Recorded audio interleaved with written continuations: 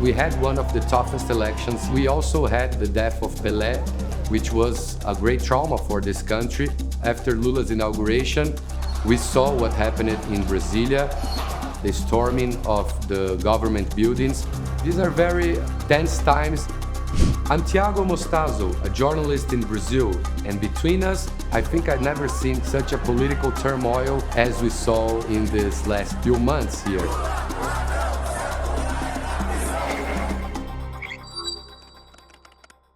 What was the most astonishing thing to see in that Sunday, January the 8th, was the feeling of people who were invading the public buildings and how they had this divine mission to change this country.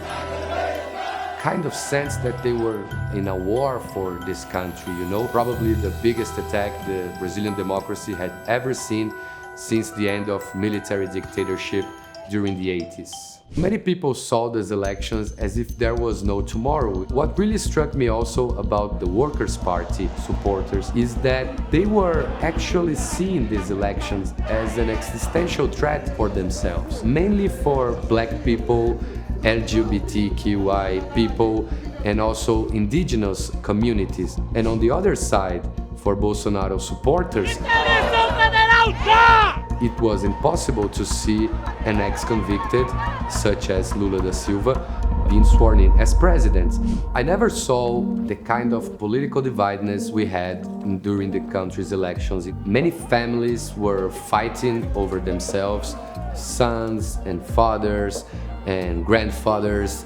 The family lunch was not so happy as it was before. Lula has always said that this government will be a unity government. So it was very important for him to show that he's governing for all people and not only for those who voted for him.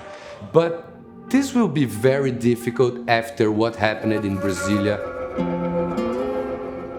Besides all the political turmoil, there was also a major event happening in Brazil: the death of the biggest football player of all times, Pele.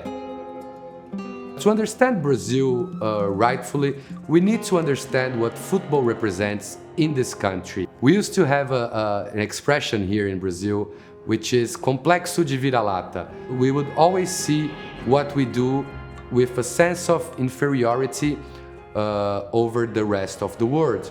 And when we had the '58 World Cup in Sweden and Pele appeared as the best player of the world, we won the World Cup, we won the World Cup again in '62 in Chile.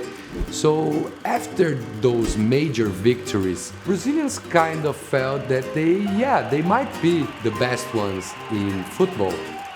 This was also a moment when Bossa Nova was created here in Brazil that also made a lot of success around the world.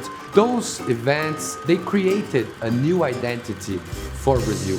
The loss of Pelé can be also interpreted as a loss of this kind of Brazilian identity that was created over the 20th century. My biggest worry is that through time we might forget how harmful and traumatic these last events in Brasilia were for Brazilian democracy and start to see them as a sort of legitimate protest.